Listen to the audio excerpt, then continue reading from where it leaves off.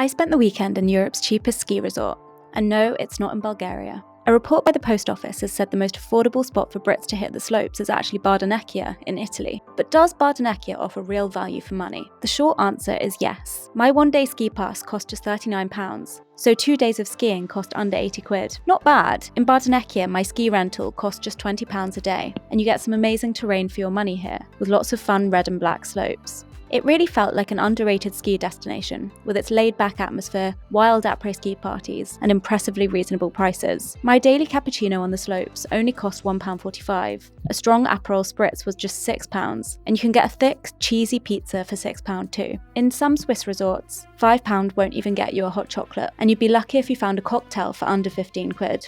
Our bright Airbnb apartment felt good value as well, at £96 a night, with space for 7 guests. To save money on breakfast, my friend and I stocked up on milk, cereal and fruit at a nearby supermarket for under £7.